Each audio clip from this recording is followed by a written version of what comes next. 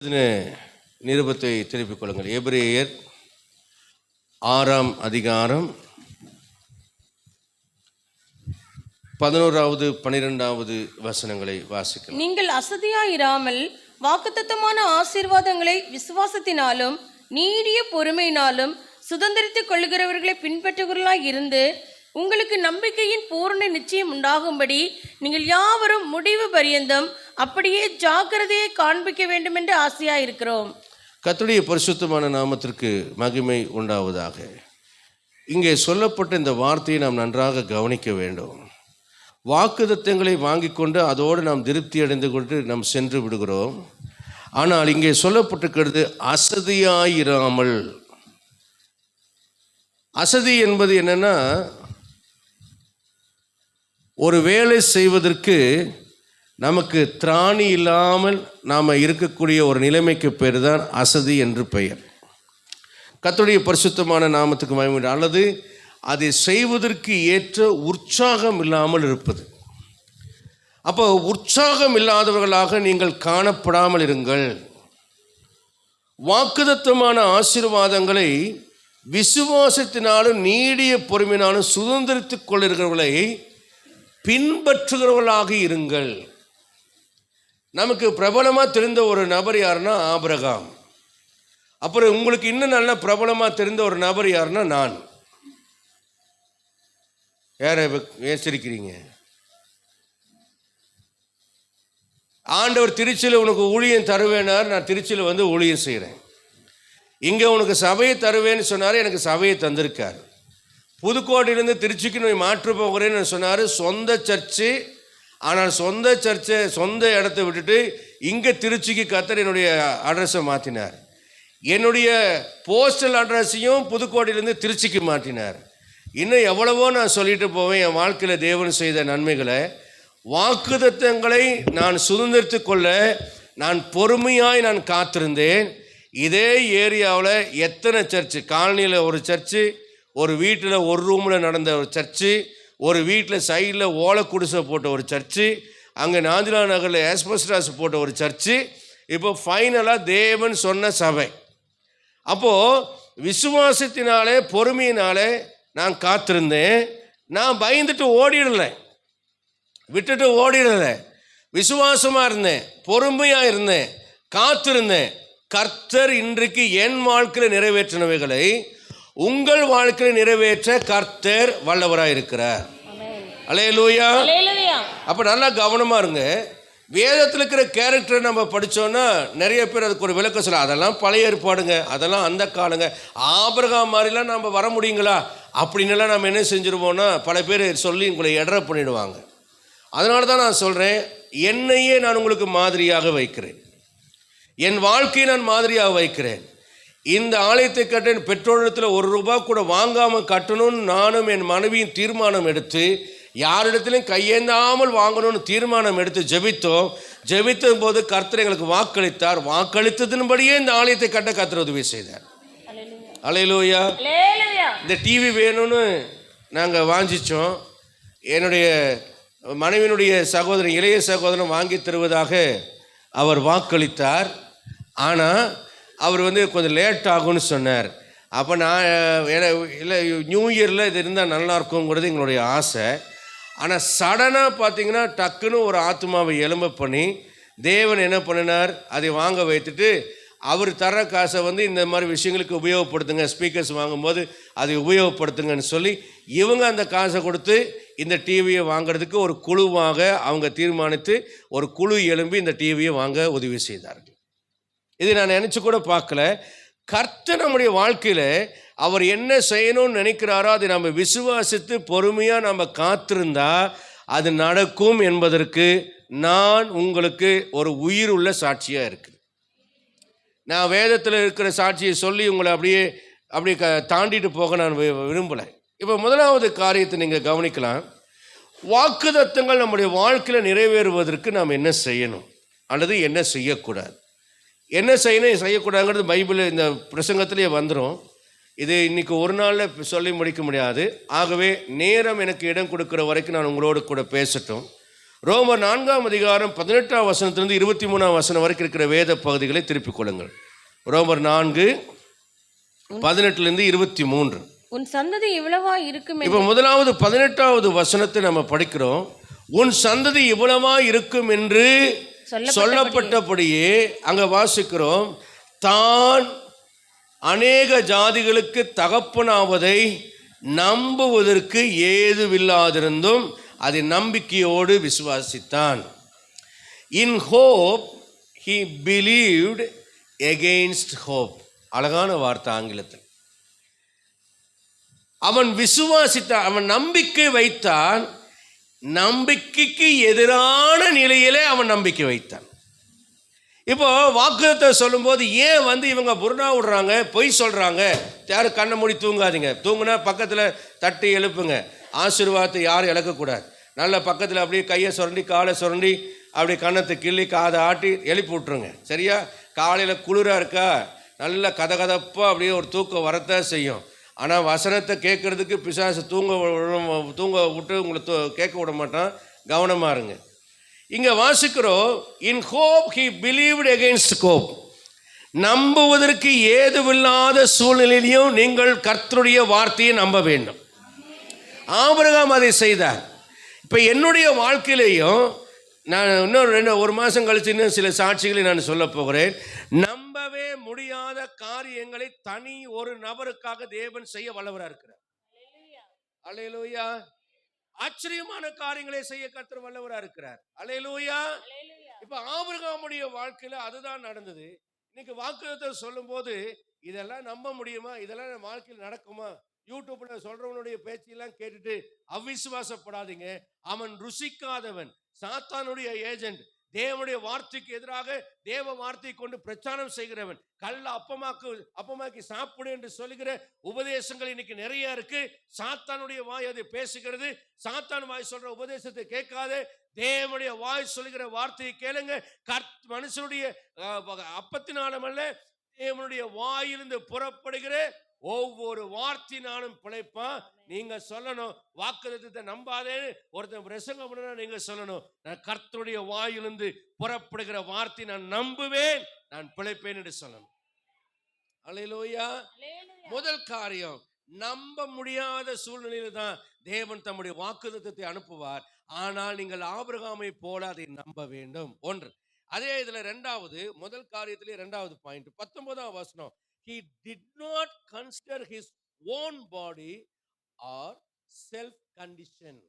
அவன் தன்னுடைய நிலையையோ தன் சரீரத்தை குறித்தோ அவன் என்ன செய்யலன்னா அக்கறை கொள்ளவில்லை.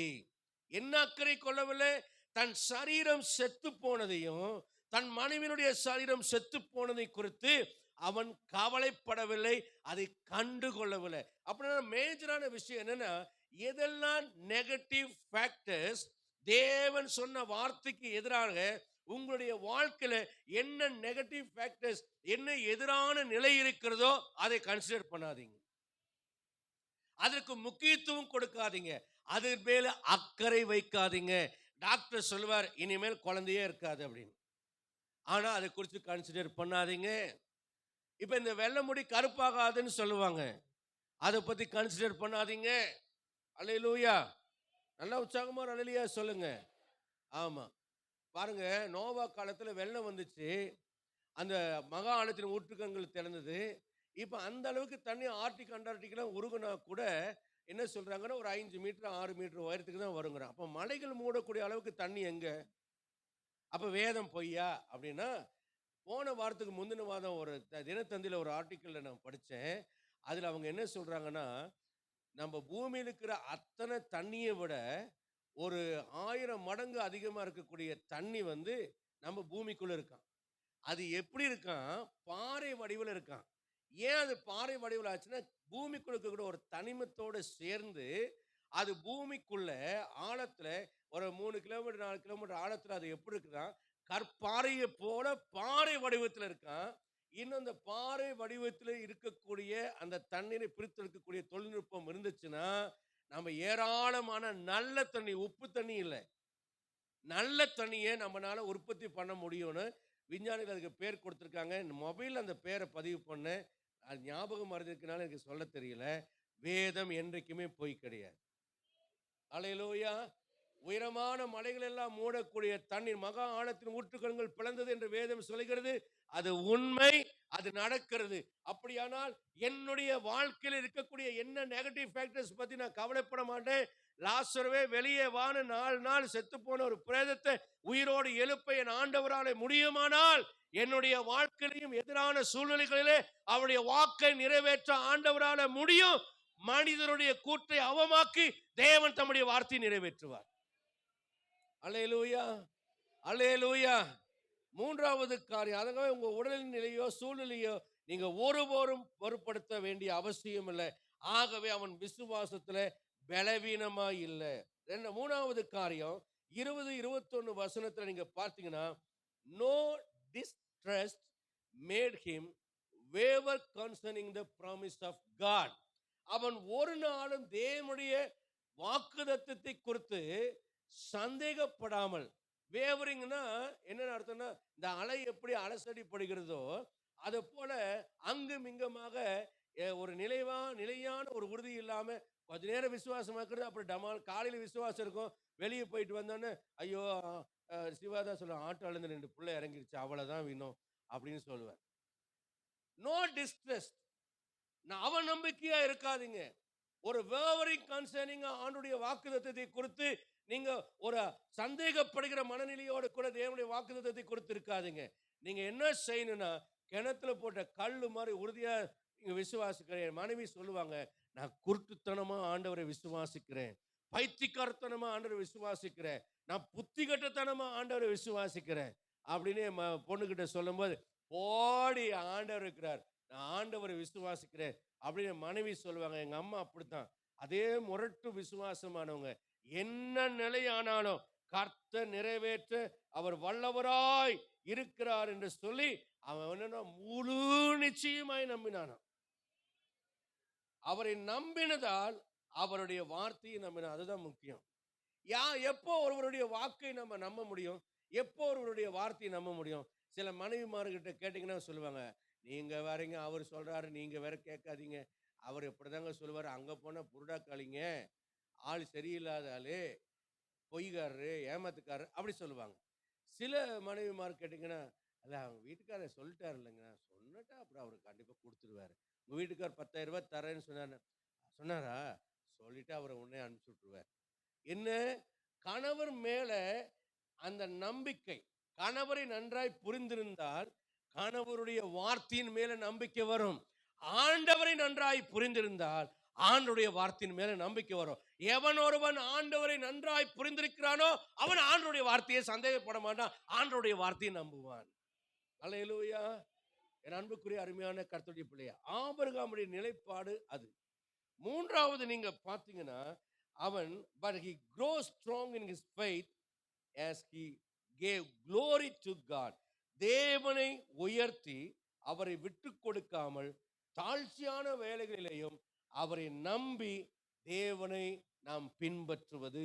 கர்த்தருடைய பரிசுத்தமான நாமத்துக்கு 21ஆம் வசனத்துல, தேவன் வாக்குத்தத்தம் பண்ணி நிறைவேற்ற வல்லவராக இருக்கிற முழு நிச்சயமாய் நம்பி தேவனை மகிமைப்படுத்தி விசுவாசத்தில் வல்லவனானான். அடுத்த காரியம் என்னன்னா, தேவனை மகிமைப்படுத்தி விசுவாசத்தில் வல்லவனா மாறணும். எப்படி தேவனை மகிமைப்படுத்தணும்? இன்னும் என் சரீரம் செத்து போச்சு, இன்னும் எனக்கு குழந்தை இல்லை, எதிரான சூழ்நிலைக்கு மத்தியில் தான் நான் வாழ்ந்துட்டு இருக்கிறேன், ஆனால் நான் விசுவாசிக்கிறவர் இன்னார் என்று பவுல் சொல்றார். நான் விசுவாசிக்கிறவர் இன்னார் என்று அறிவேன், அவர் மரண பரிந்து நடத்த வல்லவரா இருக்கிறார் என்று பவுல் சொல்கிறாரு. அது மாதிரி இப்ப ஆபிரகாமை கூப்பிட்டு, mister Abraham, oh my grandpa Abraham, எப்படி நீங்க ஆண்டவரை இவ்வளவு உறுதியா நீங்க விசுவாசிக்கிறீங்கன்னு சொல்லி கேட்டா அவர் சொல்லுவார், எனக்கு வாக்களித்தவர் அதை நிறைவேற்றக்கூடிய வல்லமை படைத்தவராக இருக்கிறார். அல்லேலூயா. என்ன வல்லமையா? முந்தின அதிகாரத்துல நம்ம படித்தோம்னா, அதே அதிகாரத்துல 17ஆம் வசனத்துல நம்ம படிச்சோம்னா அவர் சொல்லுகிறார், நான் விசுவாசித்தவருமாய், அவன் தான் விசுவாசித்தவன். நான் இப்படி படிக்கிறேன், நான் விசுவாசிக்கிறவர் எப்படிப்பட்டவர் தெரியுமா? அவர் மரித்தோரை உயிர்ப்பிக்கிறவர், இல்லாததை இருக்கிறவர்களாக அழைக்கிறவர் என்று அவன் சொல்லுகிறான். அல்லேலூயா. அப்ப நான் எப்படி விசுவாசிக்கணும்? என்னுடைய நம்பிக்கை எப்படி இருக்கணும்? நான் எப்படி ஆண்டவரை புரிந்து கொள்ள வேண்டுமானால், நான் விசுவாசிக்கிற ஆண்டவர் மரித்தோரை உயிர்ப்பிக்கிற ஆண்டவர். இதுவரைக்கும் மரித்தோரை உயிர்ப்பிக்கக்கூடிய ஒருவனும் இல்லை, ஒரு தெய்வமும் இல்லை, ஒரு தூதனும் இல்லை, ஒரு சாத்தானும் இல்லை, ஒரு பிசாசும் இல்லை, ஒரு மண்ணாங்கட்டி வல்லமையும் இல்லை. ஆனால் நான் ஆராதிக்கிற ஆண்டவர் மரித்தோரை உயிர்ப்பிக்கிற ஆண்டவர். அது மாத்திரமல்ல, என் ஆண்டவர் எப்படி தெரியுமா? He called something out of nothing. அவர் இல்லாதவைகளை இருக்கிறவர்களாக அழைக்கிறவர். அல்லேலூயா. நான் விசுவாசிக்கு வீட்டுக்கு வரும்போது இந்த வசனத்தை நான் பிராக்டிஸ் பண்ணுவேன். நான் என்ன பண்ணுவேன்னா, இந்த இடத்துல வீட்டில் போய் உட்காந்துட்டு, இந்த இடத்துல நான் அடுத்த தடவை வரும்போது நல்ல சோபா இருக்கணும் ஆண்டவரே, நான் வந்து ஜம்முன்னு உட்காரணும். அதே மாதிரி சோபா வந்துச்சு. அவர் சோபாவே வாங்காத நபர், ஆனால் அவர் எனக்காக சோபா வாங்கி போட்டார். இந்த ரகசியத்தை உங்களுக்கு சொல்லிக்கிறேன். சில வீட்டில் போய் உட்காரும்போது, இவங்க இவ்வளோ மோசமான வீட்டில் இருக்காங்க ஆண்டவரே, இவங்க சொந்த வீடு கட்டணும், அந்த சொந்த வீட்டில் நான் போய் உட்காரணும் ஆண்டவரே அப்படின்னு நான் போய் சொல்லுவேன். அதே போல் சில ஆண்டுகள் கழித்து சொந்த வீடை கட்டுவாங்க. அவங்க கட்டுறதுக்கே வாய்ப்பு இல்லை, ஆனால் கட்டுவாங்க. அந்த சொந்த வீட்டில் போய் நான் உட்கார்ந்து நான் சோத்திரத்தோடு கர்த்தருக்கு நன்றி நான் ப்ராக்டிஸ் பண்ணுறேன். இந்த வார்த்தையை இல்லாதவளை இருக்கிறவர்களாக அழைக்கிற கர்த்தருடைய அந்த வல்லமை நான் பிராக்டிஸ் பண்றேன்.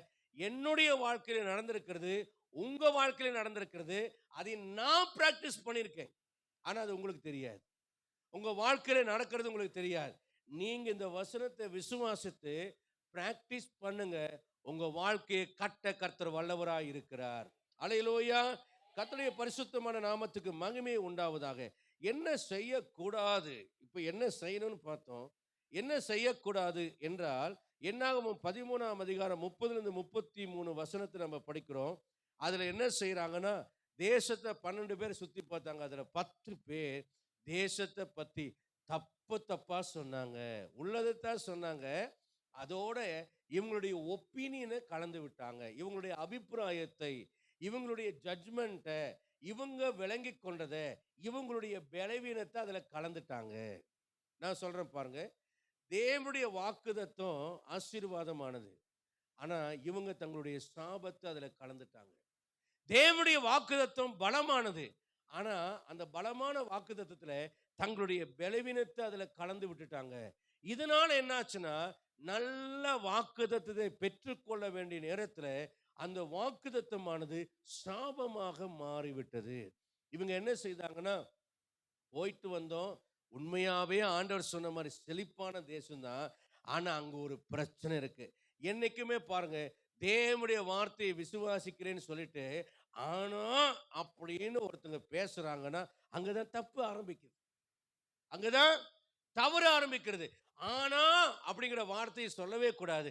தேவன் சொல்லியிருக்கிறார், சொன்னதின்படியே தான் என்று அதோட முடித்துக் கொள்ளணுமே தவிர, ஆனா என்று என்னுடைய சொந்த வார்த்தைகளை எடுத்துக்கொண்டு அங்கே கொண்டு வரக்கூடாது. என் சொந்த பயம், என் சொந்த கவலை, என் சொந்த பலவீனம், என் சொந்த தோல்விகள், என் சொந்த சிந்தை, என் சொந்த ஞானம், என் சொந்த ஆலோசனை, இதை கொண்டு வந்து அதில் சேர்க்கும் போது தான் தேவனுடைய வல்லமைக்கும் என்னுடைய வல்லமைக்கும், தேவனுடைய யோசனைக்கும் என்னுடைய யோசனைக்கும், தேவனுடைய திட்டத்துக்கும் என் திட்டத்துக்கும், பூமிக்கு வானம் எவ்வளவு உயரமா இருக்கிறதோ அவ்வளவு டிஃபரன்சஸ் இருக்கு.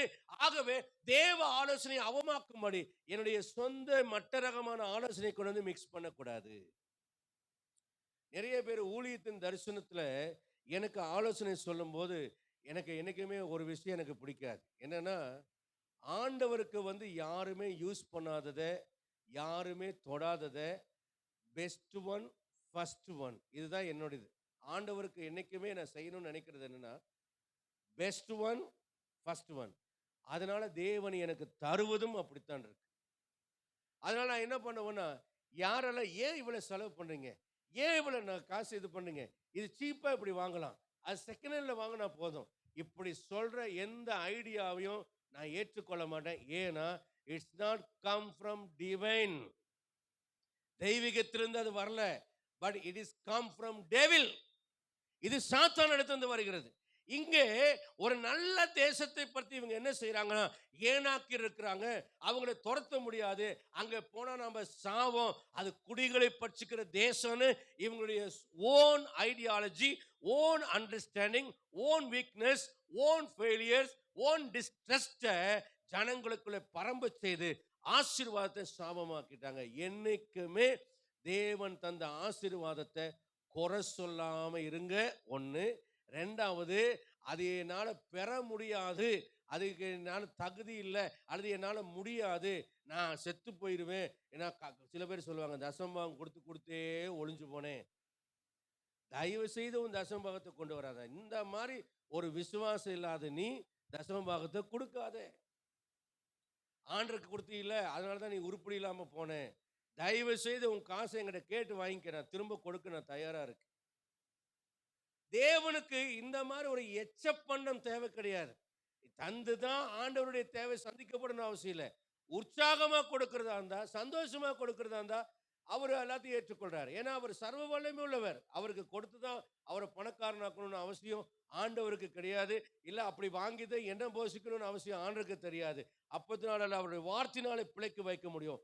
என்னைக்குமே கெட்ட செய்தியை சொல்லாதீங்க. தேவனுடைய வாக்குத்தத்தத்தை கொடுத்து நல்ல செய்தியை சொல்லுங்க. துர்ச்செய்தி பரம்ப செய்தார்கள், அது தவறு. ரெண்டாவது பார்த்தீங்கன்னா என்னாகும், 14ஆம் அதிகாரம் 1-4 பார்த்தீங்கன்னா, முறுமுறுத்து அழுது கூப்பாடு போட்டு கூக்குரலை போட்டு ஒப்பாரி தொப்பாரியா வச்சு கடைசியில் என்ன செய்றாங்க, ஒரு தலைவனை ஏற்படுத்திட்டு எகிப்துக்கு போயிடலாம் அப்படின்னு இவங்க ரெடியானாங்க. பின்மாற்றம். சில பேர் சொல்லுவாங்க, ஆமா இந்த சபையை விட்டு போயிடலாம், விடு போங்க. நான் அப்படி உங்களே சொல்லலைன்னு நினச்சிக்காதீங்க, இஸ்ரவேலரை சொல்கிறேன். ஆண்டவர் என்ன பண்ணினாரு, ஓஹோ முறுமுறுக்கிறீங்களா, எகிப்துக்கு போகலான்னு நினைக்கிறீங்களா, ரைட், உன்னுடைய ஆசீர்வாதம் உனக்கு லாக்காக வைக்கப்படுகிறது. இப்போதைக்கு நீ உள்ளே போக முடியாது. எகிப்துக்கு போகணுன்னு ஆசை வந்துருச்சு இல்லையா, உலக பிரகாரமாக வாழலான்னு ஆசை வந்துருச்சு இல்லை, அப்போ லாக் போட்டார். மூணாவது இவங்க செஞ்ச தப்பு என்னன்னா, 14ஆம் அதிகாரம் 28-35 வரைக்கும் வசனத்தில் பார்த்தீங்கன்னா, இந்த வனாந்தரத்தில் நாங்கள் செத்து போனால் தேவலை, இப்படி நாங்கள் கஷ்டப்பட்டு அந்த தேசத்துக்குள்ளே போய் எமோரியர் கையினால் சாகிறத விட இந்த வனாந்தரத்தில் செத்தா பரவாயில்லன்னு சொல்லி இவங்க என்ன செஞ்சாங்கன்னா, எப்படி பேசினாங்கன்னா, முதல்ல துர்ச்செய்தியை பேசினாங்க. ரெண்டாவது எகிப்துக்கு திரும்பி போகலான்னு பேசினாங்க. நல்லா கவனிங்க, முதல்ல நல்ல தேசத்தை குறித்து கெட்டதாக பேசினாங்க. ரெண்டாவது எகிப்துக்கு திரும்பி போகலாம், கானானுக்கு வேண்டான்னு சொல்லி பேசினாங்க. மூணாவது என்ன பேசுகிறாங்க, ஆண்டவர் இங்கே கொண்டு வந்து இந்த வனாந்தரத்தில் விட்டுட்டாரு, இப்படி போய் அந்த தேசத்துக்கு போகிறத விட இந்த வனாந்தரத்திலேயே சாகலாம் அப்படின்னு வாய்க்கொழுப்பில் பேசினாங்க. நடந்த சம்பவம் என்ன, ஆண்டவர் சொல்கிறார், நீங்கள் என் செவி கேட்க சொன்ன பிரகாரம் நான் உங்களுக்கு செய்வேன் என்று சொன்னார். ஆபிரகாம் என்ன பண்றார், வாக்களித்தவர் நிறைவேற்ற வல்லவராக இருக்கிறார் என்று முழு நிச்சயமா நம்பி ஆண்டவரை மகிமைப்படுத்துகிறார். ஆம் ஆண்டவரே, நீர் பிள்ளை தர வல்லவர். ஆம் ஆண்டவரே, இந்த செத்த சரீரத்தை உயிர்ப்பிக்க வல்லவர். ஆம் ஆண்டவரே, சாராருடைய கர்ப்பத்தை உயிர்ப்பிக்க வல்லவர். இல்லாதவைகளை நீர் இருக்கிறவர்களாக அழைக்கிறவர். மரித்ததை நீர் உயிர்ப்பிக்கிறவர். ஆகவே என்னை உயிர்ப்பிப்பீர், இல்லாத ஈசாக்கை எனக்கு தருவீர் என்று அவன் அறிக்கை செய்தான். ஆனா இந்த இஸ்ரவேலின் அறிக்கை செய்யறாங்க, இப்ப போக வேண்டிய தூரத்துல, இப்ப வாசலுக்குள்ள போனா அங்கே கானான் தேசம். ஆனா இவங்க என்ன சொல்றாங்க, இது நல்ல தேசம் இல்லைன்னு துர்ச்செய்தியை சொல்றாங்க. அடுத்தது என்ன சொல்றாங்க, ஒப்பாரி வச்சு அழுது நாங்க எகிப்துக்கு போறோம்னு சொல்றாங்க, அறிக்கை செய்யறாங்க, எகிப்துக்கு போறோம். சில பேர் சொல்றாங்க, நான் செத்தான் சாப்பிட்றேன், நான் சாகத்தான் வேணும், நான் இப்படி இருந்தா சீக்கிரமே செத்துருவேன் செத்துருவேன் செத்துருவேன் செத்துருவேன்னு. ஐயோ கர்ம, நீ சாக வேண்டிய ஆளை உள்ள வச்சுட்டு இருந்தா நான் சோறு திங்க முடியாது, இப்போ செத்து போ அப்படின்னு ஆண்டு சாவுக்கு ஒப்பு கொடுத்துருவார். வாழணும் வாழணும். சங்கீதக்காரன் சொல்றான், நான் சாகாமல் பிழைத்திருந்து கர்த்தருடைய செய்கைகளை விவரிப்பேன். நீங்க எப்ப பார்த்தாலும் சாவே சாவேன்னு சொல்றீங்க, ஆனா சங்கீதக்காரன் சொல்றான், நான் சாக மாட்டேன், சாகாமல் பிழைத்திருந்து அவருடைய செய்கைகளை நான் விவரிப்பேன். அல்லேலூயா. இப்ப இவங்க என்ன சொல்றாங்க, நாங்க செத்து போயிடுவோம், இந்த வனாந்தரத்துல செத்து போயிடுவோம். 3 காரியத்தை சொல்றாங்க. ஆண்டவருடைய வாக்குத்தத்த தேசத்தை குறித்து துர்ச்செய்தி சொல்றாங்க. ரெண்டாவது, கானான் வேண்டாம், நாங்க எகிப்துக்கு திரும்பி போறோம்னு சொல்றாங்க. மூணாவது, இந்த வனாந்தரத்தில் செத்தா கூட பரவாயில்லன்னு சொல்றாங்க. அந்த அளவுக்கு பேசணும்னா என்ன நடந்தது? கர்த்தர் சொல்றார், என் உடன்படிக்கைக்கு வந்த மாறுதலை நீங்க உணர்வீங்க. 40 நாள் தேசத்தை சுற்றி பார்த்தது அடிப்படையில, உங்க பிள்ளைங்க, உங்க பிரேதங்கள் விழுகிற வரைக்கும் இந்த வனாந்தரத்துல விழுந்து தீர மாட்டோம். 40 வருஷம் நீங்க சோரம் போன பாதகத்தை சுமப்பேன்னு சொல்லி, வாக்குத்தத்தம் பண்ணப்பட்ட தேசத்துக்கு போகிற தூரத்துல நாளைக்கு போக வேண்டியது 40 வருஷமா மாறிடுச்சு. இன்னைக்கு நிறைய பேருடைய வாழ்க்கையில வாக்குத்தத்தங்கள் தாமதமானதுக்கு காரணம் என்ன தெரியுமா? வாய்க்கொழுப்பு. கேட்க ஆள் இல்ல அப்படிங்கிற வாய்க்கொழுப்பு. வேதம் என்ன சொல்லுகிறது? 1 பேதுரு 3ஆம் அதிகாரம் 10, 11 சொல்லுகிறது, ஜீவனை விரும்பி நல்ல நாட்களை காண வேண்டும் என்று மனுஷன் பொல்லாப்புக்கு தன் நாவையும் கபடத்துக்கு தன் உதடுகளையும் விலக்கி காத்து நன்மையை தொடர்ந்து நன்மை செய்து சமாதானத்தை தேடி அதை பின்தொடர கடவன். என் மனைவி கிட்ட நான் எப்போதும் நான் சொல்லுவேன், என் மனைவி கிட்ட நீங்க போயிட்டு உங்க வீட்டுக்காரருக்கு என்ன பிடிக்கும், பாஸ்டருக்கு என்ன ஆண்டர்கிட்ட வேணுங்கிறது பிடிக்கும் அப்படின்னு கேட்டா, ஒன்னே ஒண்ணுதாங்க, சமாதானம் தான் எனக்கு வேணும். என்ன வேணும்? அத மாதிரி ஒரு ஒர்த்தான விஷயம் வேற எதுவுமே இல்லைங்க. பீஸ்ஃபுல்லான வாழ்க்கை, சமாதானமான வாழ்க்கை. எனக்கு ஆசீர்வாதம் வேண்டாம், எனக்கு உயர்வு வேண்டாம், இல்ல பெரிய ஒரு அதிகாரம் வேண்டாம், இதெல்லாம் எனக்கு எது வேண்டாம். எனக்கு தேவை சமாதானம். அத போல இன்பமான வாழ்க்கை வேற எதுவுமே எனக்கு இல்ல. எங்க வீட்ல பாஸ்டர்மா எப்போதும் என்ன டாமினேஷன் பண்ணுவாங்க. நீங்க நினைப்பீங்க நான் தான் டாமினேஷன் பண்றேன்னு. ஆனா அவங்க ரொம்ப சாஃப்ட். கடுகு சிரித்தாலும் காரம் போகாதுங்கிற மாரி அவங்க ரொம்ப சாஃப்ட். ஏன்னா அவங்க பரிசுத்தமா இருக்காங்க. அதுக்காக நான் அசுத்தமா இருக்கிறேன்னு நினைச்சுக்காதீங்க. சொல்றேன். அவங்க பரிசுத்தமா இருக்காங்க. பெர்ஃபெக்ட்டா ஜெபம் பண்ணுவாங்க. அந்த டைம் 2 மணியோ, 11 மணியோ தள்ளாடி தவழ்ந்து குடிகாரனாட்டாவது எந்திரிச்சு இப்படி இப்படி இப்படின்னு போய் உட்கார்ந்து ஜெபம் பண்ணிடுவாங்க. வேதத்த படிச்சிருவாங்க. எவன் எக்கேடு கெட்டு போனா என்ன? எவன் போனா என்ன? வந்தா என்ன? நான் இருக்க வேண்டிய இடத்துல இருந்துருவேன்னு டோன்ட் கேர். 4 விசில் அங்க அடுப்புல போனா என்ன? சோறு ஆனா என்ன? சோறு ஆகலைன்னா என்ன? அத பத்திலாம் அவங்க யோசிக்க மாட்டாங்க. தேவனுக்கு அடுத்த காரியங்கள அவங்க முதல் இடம் குடுப்பாங்க. அதனால அவங்க பக்கா சிபிஎம் பாஸ்டர் மாரி இருப்பாங்க. அதனால தான் இந்த ட்ரெஸ்ஸையே நான் போட்டுருக்கிறேன். தலம் பாஸ்டர் மாரி என்னை மிரட்டி இன்னும் போட வச்சிருக்காங்க. அ வேட்டிக்கு இடுப்புல நிக்காம எவ்வளோ அவஸ்தையா இருக்கு தெரியுமா? புல்பிட் மரத்துல இருந்தாலாவது பரவால்ல, மறைவா இருக்கும். இது இருக்கனால ரொம்ப தொல்லையா இருக்கு. அ அப்புறம் சொன்னாங்க, "பரவால்ல, உங்களுக்கு நான் அந்த ஒட்டுற மாரி வேட்டி வாங்கி தரேன்னு" சொல்லி ஒற்றை வேட்டி வாங்கி குடுத்துருக்காங்க. இப்ப அவங்க அவங்களோட நிலையிலேருந்து மாறுற மாரில, நீங்க இப்படித்தான் இருக்கணும்னா அப்படித்தான் இருக்கணும். வெரி ரூல் அண்ட் ரெகுலேஷன் வந்து அவங்க பயங்கரமா ஃபாலோ பண்ணுவாங்க. அதனால தான் நான் இங்க ஸ்டாண்ட் பண்ண முடியுது. எங்க அம்மாவும் அந்த மாரி தான், என் மனைவியும் அந்த மாரி தான். இப்ப என் பிள்ளையும் அந்த மாரி தான். ஸோ கர்த்தருக்கு மகிமை உண்டாகட்டும்.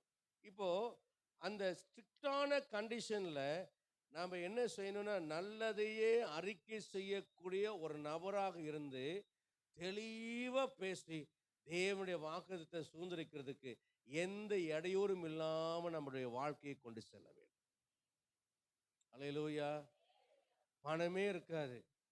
கர்த்தர் பார்த்துக்கொள்வார், நடத்துவார். விசுவாசிங்க. என்ன மேஜிக்கா ஜீபூம்புமா வருமா? சில பேர் சொல்ற மாரி அக்கவுண்ட்ல பணம் கிரெடிட் ஆகுமா? நான் அப்படிலாம் வந்து சொல்ல வரல. உங்கள உழைக்க வைப்பார். நல்ல வேலை, நல்லா மத்தியானம் படுத்து தூங்குற நேரத்திலேயே 2 மணி நேரம் வொர்க் பண்ணுன்னு சொல்லுவார். வொர்க் பண்ண விடாத அளவுக்கு, வேலை செய்ய முடியலன்னு சொல்ற அளவுக்கு வேலைய கொடுப்பார். சம்பாதிக்க வைப்பார். தேவையை சந்திப்பார். அல்லேலூயா! சில பாஸ்டர்லாம் சொல்லுவாங்க, சர்ச் கட்டும்போது பாஸ்டர் 2 லோடு சிமெண்ட் வந்து இறங்குச்சு பாஸ்டர். அந்த அரசியல்வாதி 300 சிமெண்ட் மூட்டை குடுத்தாரு. இங்க இருந்து 2 லோடு செங்கல் வந்து இறங்குச்சும்பாங்க. நானும் வெட்டி எட்டி பார்க்குறேன். எலியாக்காவது காக்கா கொண்டு வந்து இறைச்சியும் அப்பம் குடுத்து, எனக்கு ஒரு காக்காவும் வரல. இந்த மண்டைக்கு மேல பறக்குதே தவிர, என்கிட்ட இருக்கிற வடைய புடுங்குங்களான்னு பார்க்குதே தவிர, ஆனா எந்த காக்காவும் என்ன செய்ய மாட்டேங்குது. நான் எதிர்பார்த்த காக்காவெல்லாம் ஒண்ணுமே தெரியல. என் புள்ள சிரிக்கிறான்னா, அவளுக்கு ஒரு காக்காவ தெரியும். அந்த அதனால அவ நெனச்சு சிரிக்கிறா. எந்த காக்காவும் எனக்கு வந்து ஒண்ணும் தரல. ஆண்டவர் என் கரத்துல இருக்கிறார். உன் புள்ள பேர்ல டெபாசிட் போட்டீல அதை எடுங்கிறாரு. இன்சூரன்ஸ்ல அங்க போட்டுக்கல அதை காலி பண்ணு, பாதியில குளோஸ் பண்ணி எடுங்கிறாரு. அங்க ஒரு டெபாசிட் போட்டீல அது எடுங்கிறாரு. உங்க அம்மா ஒரு பவுன் செயின் குடுத்தாங்களா, அதை கொண்டு போய் வித்து போடுங்கிறாரு. உங்கள்ட்ட தான் 2 கார் இருக்குல்ல, ஒரு காரை வித்துருங்கிறாரு. இப்படித்தான் கர்த்தர் என்கிட்ட பேசினாரே தவிர, இப்போ வந்து இப்ப சிவகுமார் வந்து ஒரு ஒரு 1,00,000 கொண்டு வந்து குடுப்பார்ன்னு சொல்லல. ஆனா அவர் குடுத்தாரு. ரூ. 45,000 குடுத்தாரு. அவர் பையனுக்கு இருக்கிற காசை கொண்டு வந்து கொடுத்தார். நான் வேண்டான்னு, வேண்டவே வேண்டான்னு, பிடிச்சாலே பிடிங்கன்னு சொல்லி கர்த்தர் பேசினாரு, கொண்டு வந்து கொடுத்தார். இந்த மாதிரி கர்த்தர் அப்படித்தான் செய்தாரே தவிர ஜீபூமா அற்புதங்களெல்லாம் நடக்கல. ஆனா தேவன் அதிசயம் செய்தார், சொன்னதை நிறைவேற்றினார். உன்னை கொண்டு செய்வேன் என்ற காரியத்தை உங்களை கொண்டுதான் செய்வார். நீங்க நல்ல அறிக்கையை செய்யணும். ஆபிரகாம் கர்த்தரை மகிமைப்படுத்தினார். நீங்க மகிமைப்படுத்தணுமே தவிர தேவனை குறித்து குறை பேசாதீங்க. சில நேரத்தில் ஹஸ்பண்ட் ஒய்ஃப் சண்டையில சொல்லுவாங்க, ஆமா நீ ஜெபம் பண்ணி கிழிச்சு தாண்டி இப்ப குடும்பத்தில் இப்படி இருக்கு அப்படிம்பாங்க. கவலைப்படாதீங்க, இந்த பையன் நல்லா வந்துருவான், நம்ம பிள்ளையை கர்த்தர் கைவிட மாட்டார். எங்க கைவிட மாட்டார்? உனக்கு பிறந்திருக்கிறான் பாரு, நீ ஜெபம் பண்றீல்ல, அதனாலதான் இவன் இப்படி தத்தியா இருக்கிறான் அப்படின்னு பேசுவாங்க. கோபத்தில் ஆபத்துல அவ்விசுவாசமாக தேவனை கனவீனம் பண்ற மாதிரி அறிக்கையே செய்யாதீங்கிறேன்.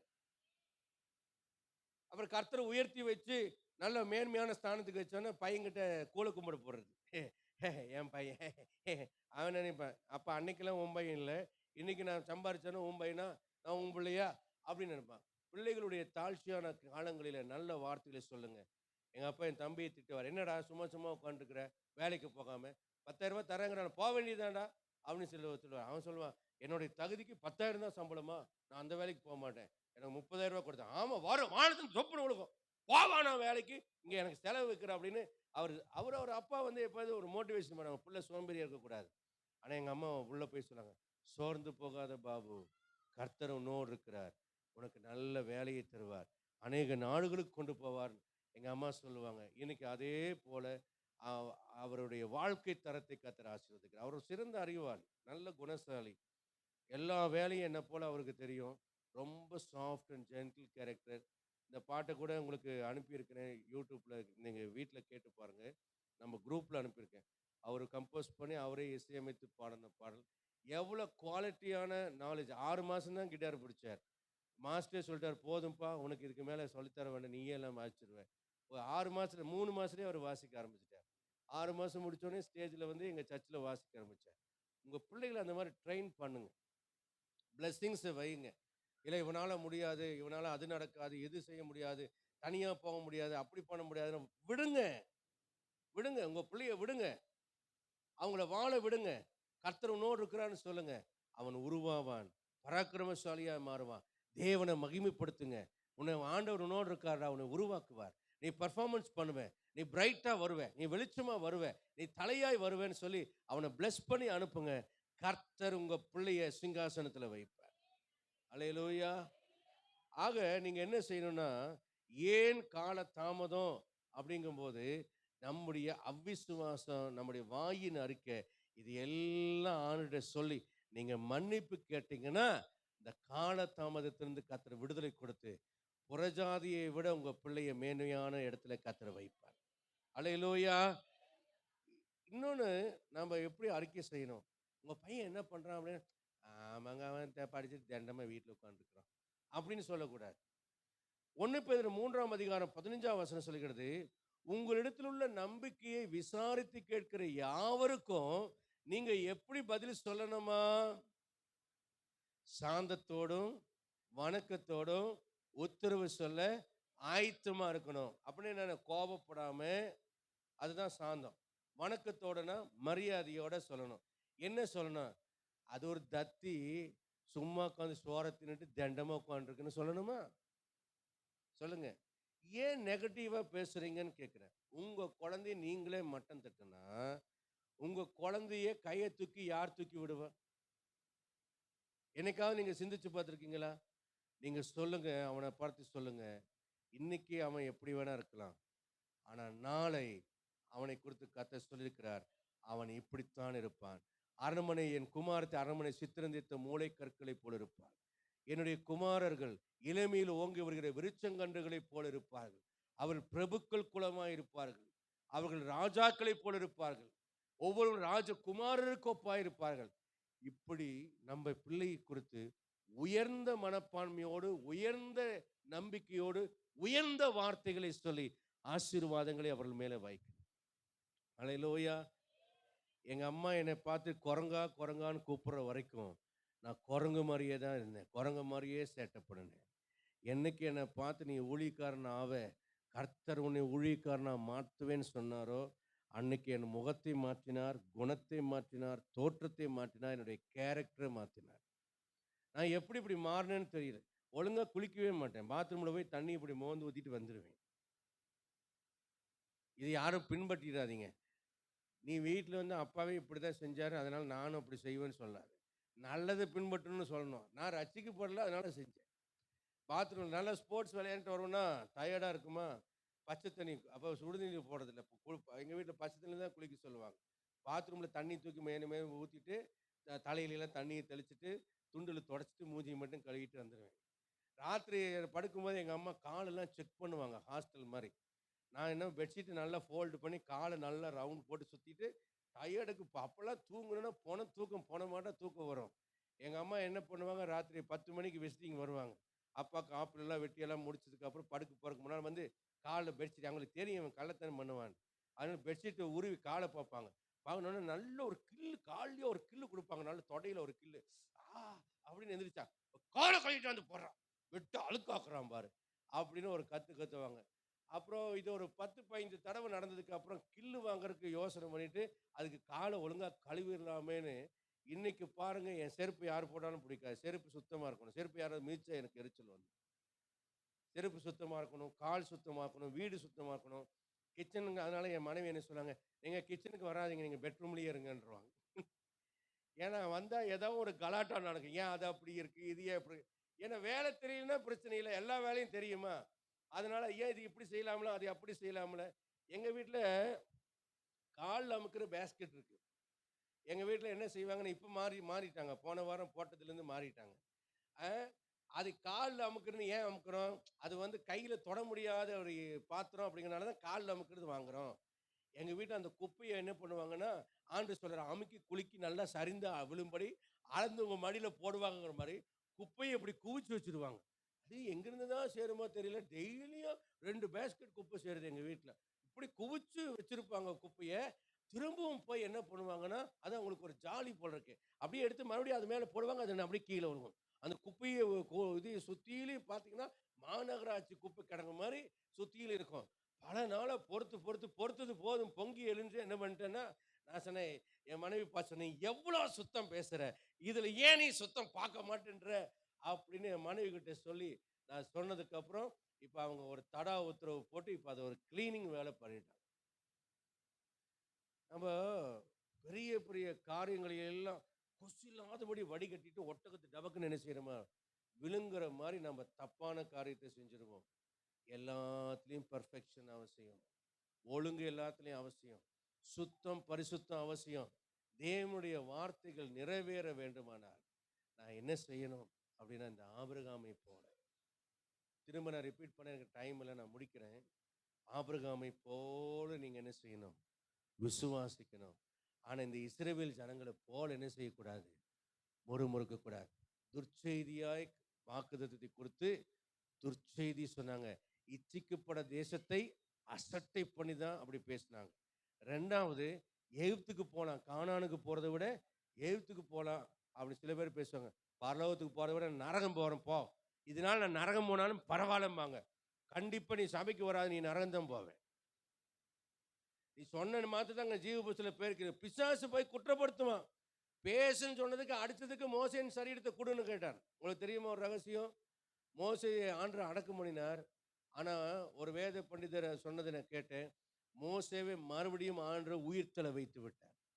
மோசே உயிர்த்தெழக் கூடாதுன்னு சொல்லித்தான், பிசாசு என்ன பண்றான்? மோசேயினுடைய சரீரத்த கேட்கிறான். அவனுக்கு நித்திய ஜீவன் தரக்கூடாது. அவன் கீழ்ப்படியவில்லை. ஆகவே அவன் எனக்கு சொந்தம். அவனுக்கு அவன் கேட்கிறது அந்த சரீரத்த குறிச்சு ஏன் கிளைம் பண்றான்னா, அந்த சரீரம் உயிர்த்தெழுதல் அடையக்கூடாது. அதனால தான் நம்ம சரீரம் எவ்வளவு முக்கியம் இருக்கு. அதுக்கெல்லாம் பாயிண்ட் பின்னால இருக்கு. அது அடுத்த வாரத்துல சொல்றேன். நம்ம சரீரம் ரொம்ப முக்கியமானது. கீழ்ப்படியாமையினால அந்த சரீரம் உயிர்த்தெழாம போயிடும். இப்ப அந்த கர்த்தர் எப்ப அவன உயிர்த்தெழ வைத்தார்? நீங்க மறுரூப மலையில பார்த்தீங்கன்னா, ஏனோக்கு, எலியா, அடுத்தது மோசே 3 பேரும் இயேசுவோடு பேசுறாங்க. ஏனோக்கு மரணத்தை காணாமல் எடுத்துக்கொள்ளப்பட்டான். எலியா மரணத்தை காணாமல் ஆனா மோசே மரித்து அடக்கம் பண்ணப்பட்டான். அவர் எப்படி வந்தாரு? அவர் உயிர்த்தெழ வைக்கப்பட்டார். உயிர்த்தெழுந்த சரீரத்தோடு கூட அவர் வந்ததுனால, இயேசு உயிர்த்தெழுந்ததுக்கு அப்புறம் எப்படி சீஷர்களுக்கு காட்சி அளித்தாரோ அதே போல மோசே வந்தார். மோசே உயிர்த்தெழக்கூடாது என்பதற்காகத்தான் மோசேயின் கீழ்ப்படியாமையும் அவிசுவாசத்தையும் குற்றப்படுத்தி சாத்தான் மோசேக்கு விரோதமாக அவன் யுத்தம் பண்ண நின்றான். ஆனா நடந்தது என்ன? மோசேக்கு கர்த்தர் ஒரு பனிஷ்மெண்ட் கொடுத்து அதைய மன்னிக்கிறார். என்ன பனிஷ்மெண்ட்? கண்ணுனால பார்ப்பேன், ஆனா கானானுக்குள்ள போக மாட்டேன். எவ்வளோ எஃபர்ட் போட்டான். ஆனா கடைசியில் அந்த ஒரு கீழ்ப்படியாமைனால வாக்குத்தத்தமான தேசத்துக்குள்ள அவரால் போக முடியல. கண்ணுல மட்டும்தான் பார்த்தார். நன்றாய் கவனியுங்கள். உங்களுடைய ஒவ்வொரு கீழ்ப்படியாமையும் மிகப்பெரிய ஆசீர்வாதத்தை இழக்க செய்யக்கூடியதாக இருக்கும். ஆகவே உங்க கீழ்ப்படுதலை கொடுத்து எச்சரிக்கையா இருங்க. நீங்க ஒழுங்கா கீழ்ப்படிங்க, உங்க பிள்ளைங்க தானா ஆசீர்வதிக்கப்படுவாங்க. அல்லேலூயா. என்னுடைய கீழ்ப்படுதல் சரியா இருந்தா என் பிள்ளைகளுடைய வாழ்க்கை நல்லா இருக்கும். அதுதான் சூத்திரம். வேர் பரிசுத்தமா இருந்தா பதில் சொல்லுங்க. உங்களை தான் சொல்றேன். வேர் பரிசுத்தமா இருந்தா கிளை பரிசுத்தமா இருக்கும். முதற் பரிசுத்தமா பரிசுத்தமா இருந்தா, அப்ப நீங்க சரியா இருந்தா உங்க பிள்ளைங்க சரியா இருக்கும். நீதிமானுடைய சந்ததி அப்பத்துக்கு இறந்து தெரிவதில்லை. அதுக்காக நீங்க குற்ற மனசாட்சியா இருக்கணும்னு அவசியம் இல்லை. ஏன் உங்களை சரிப்படுத்தக்கூடாது? இன்றைக்கு கர்த்தர் உங்களை அழைக்கிறார். வாக்குத்தத்தம் நிறைவேறுவதற்கு ஆபிரகாமை போல உங்களை ஒப்பு கொடுங்க. கர்த்தர் வாக்குத்தத்தத்தை நிறைவேற்றுவார். இன்னும் சில காரியங்களுக்கு தொடர் நாட்களை தியானிப்போம். கண்களை மூடி நாம் ஜெபிப்போம்.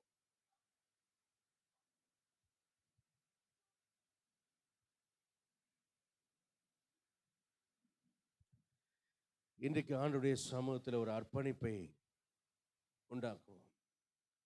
அன்றைய உம்முடைய வாக்கு என் வாழ்க்கையில நிறைவேறணும். என்னை ஒப்பு கொடுக்கிறேன் ஆண்டவரே. என் வாழ்க்கையில ஒழுங்கினங்களை எல்லாம் நான் மாற்றிட்டேன்.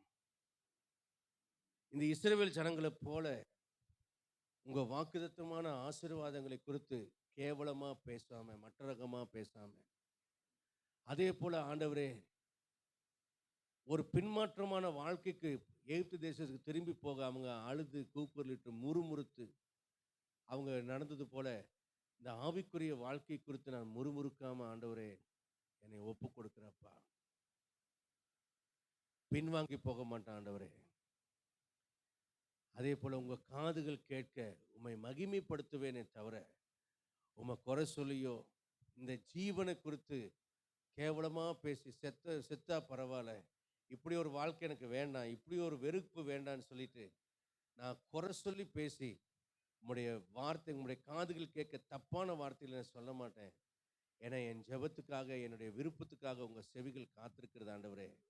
உங்க விருப்பங்களை நிறைவேற்றுவது என் விருப்பங்களை நிறைவேற்ற காத்திருக்கிற உம்முடைய செவிகளுக்கு கேட்க உம்முடைய கண்கள் பார்க்க நான் உம்மை மகிமைப்படுத்துவேன். ஆபிரகாமை போல இல்லாதவைகளை இருக்கிறவர்களாக அழைக்கிறவர் நீர் ஆண்டவரே. செத்ததை மரித்ததை உயிர்ப்பிக்கிறவர் நீர் ஆண்டவரேன்னு சொல்லி உம்மை மகிமைப்படுத்துவேன். பின்னானதை எல்லாம் நான் இப்போ மறந்துடுறேன் ஆண்டவரே. என் வாழ்க்கையில் நடந்த ஓல்ட் டெஸ்ட்மென்ட் பழைய ஏற்பாட்டை நான் மறந்துடுறேன். என் வாழ்க்கையில் பழைய வாழ்க்கையெல்லாம் மறந்துடுறேன். எனக்கு எல்லாத்தையும் உடைய கரத்தில் ஒப்பு கொடுக்கிறேன். உங்க வாக்கு நிறைவேற என்னை அர்ப்பணம் செய்கிறேன். சொல்லுங்க ஆண்டவரே, உங்க வாக்கு நிறைவேற என்னை அர்ப்பணம் செய்கிறேன். உங்க வாக்கு நிறைவேற என்னை அர்ப்பணம் செய்கிறேன். உங்க வாக்கு நிறைவேற என்னை ஒப்பு கொடுக்கிறேன். கர்த்தர் உங்களை அவனமாய் ஆசீர்வதித்து காப்பாராக. பரிசுத்தம் கிருபை இந்த பரலோகத்தின் நல்ல பிதாவே, சேனைகளின் தேவனாகிய ஆண்டவரே, இந்த காலையில் உம்மை துதித்து ஆராதித்து பாடி மகிழ்ந்து உம்மை மகிமைப்படுத்த உதவி செய்தீர். இந்த நாளிலே கூட வாக்குத்தத்தங்களுக்கு விரோதமாய் அவதூறான அநேக பிரசங்கங்களை நாங்கள் கேட்கிறோம். ஆனால் வாக்களித்த தேவன் உண்மையுள்ளவர். சாத்தான் எங்களுக்கு சவால்களை முன் வைக்கும் பொழுதெல்லாம் நாங்கள் கர்த்தாவை விசுவாசத்தினாலும் நம்பிக்கையினாலும் அவனை மேற்கொண்டு உம்மை நாங்கள் மகிமைப்படுத்த கிருபை கொடுங்க. யோபினுடைய வாழ்க்கையில் எல்லாத்தையும் இழந்து அவன் உம்மை துதித்த போது தேவனை தூஷித்து ஜீவனை விடு என்று சொல்லி சாத்தான் அவன் மனைவியின் மூலியமாய் பேசின பொழுது தேவன் கருத்தில் நன்மை பெற்று நான் தீமை பெற வேண்டாமா என்று சொல்லி உம்மை மகிமைப்படுத்தினானே கர்த்தாவே. நிர்வாணியாய் வந்த நிர்வாணியாய் போவேன், கர்த்தர் நல்லவர், அவரிடத்தில் குறையில்லை என்று சொல்லி யோபு மகிமைப்படுத்தினானே ஆண்டவரே. அந்த நன்றி விசுவாசம் உம்மை மகிமைப்படுத்துகிற அந்த இருதயம் எங்களுக்குள்ள எப்பொழுது இருக்கு கிருபை கொடுங்க. இஸ்ரவேல் ஜனங்களைப் போல முறுமுறுக்காம குறை சொல்லாம உம்முடைய செவிகள் கேட்க தூஷணமான காரியங்களை எங்களுக்கே கேடு உண்டாகும்படி பேசாம ஆபிரகாமை போல எங்களுடைய நெகட்டிவான சூழ்நிலைகளை மறந்து நம்புவதற்கே ஆண்டவரே இடமில்லாத சூழ்நிலையில் நம்பிக்கையோடு விசுவாசித்து செத்த சரீரத்தை உயிர்ப்பிக்கிறவர் என்றும் ஆண்டவரே இல்லாதவைகளை இருக்கிறவர்களாக அழைக்கிறவர் என்பதை நாங்கள் விசுவாசித்து உம்மை மகிமைப்படுத்தி நீர் உம்மை நாங்கள் கர்த்தாவை புரிந்து கொண்டதுனால உம்மை நாங்கள் நம்புகிறதுனால உம்முடைய வார்த்தைகளையும் நாங்கள் நம்புகிறதை எங்களுடைய அறிக்கையின் மூலியமாய் விளங்க பண்ணி உம்மை மகிமைப்படுத்த கிருபை கொடுங்க. இன்னும் குறைகள் இருந்தால் அதை சீர்படுத்தும்படி ஜெபிக்கிறோம். உணர்த்தும்படி நாங்கள் வாஞ்சிக்கிறோம். எங்களை உருவாக்கும்படி ஒப்பு கொடுக்கிறோம். இந்த காலையில் நம்முடைய ஜனங்களுக்குள்ள இந்த விசுவாசம் வளரட்டும். கர்த்தர் சொன்ன வாக்குத்தத்தங்கள் அவருடைய வாழ்க்கையில் இந்த ஆண்டுகள் நிறைவேறட்டும். உம்முடைய நாமம் அவர்கள் மூலியமாய் மகிமைப்படட்டும் என்று சொல்லி மாசற்ற வரைக்கு ஆயத்துப்படும்படி நாங்கள் இன்னும் பரிசுத்தம் அடையவும் இன்னும் நீதியின் மேல் நீதி செஞ்சு உம்முடைய சித்தத்தின்படி மாத்திரம் வாழ்ந்து உம்முடைய வசனத்துக்கே கீழ்ப்படிவோம் என்று எங்களை ஒப்புக் கொடுத்து நானும் என் வீட்டார் உம்மை சேவிப்போம் என்று அர்ப்பணித்து ஜெபிக்கிறோம். எங்களை தாழ்த்துகிறோம். எங்கள் விண்ணப்பத்தை கர்த்தராம் இயேசு கிறிஸ்துவின் நாமத்தினாலே கேட்கிறோம் எங்கள் நல்ல பிதாவே. ஆத்மாவே கர்த்தரை ஸ்தோத்திரி, மகிமை பரிசுத்த நாமத்தை ஸ்தோத்திரி. ஆத்மாவே கர்த்தரை ஸ்தோத்திரி, கர்த்தர் செய்த சகல உபகாரங்களையும் மறவாதே. ஆமென். நம்முடைய கர்த்தராக இயேசு கிறிஸ்துவின் கிருபையும் பிதாவாக தேவனுடைய அன்பும் பரிசுத்த ஆவியார் அந்யோன்யம் ஆசீர்வாதம் சந்தோஷம் சமாதானம் நம் அனைவரோடு ஒருங்கிற்கு சகல பரிசுத்தங்களோடும் இன்றும் என்றும் கர்த்தர் திரும்ப வருமலும் இருப்பதாக. அல்லேலூயா, அல்லேலூயா. God bless you all. கர்த்தர் உங்களை ஒவ்வொருவரையும் ஆசீர்வதிப்பாராக. ஆமென்.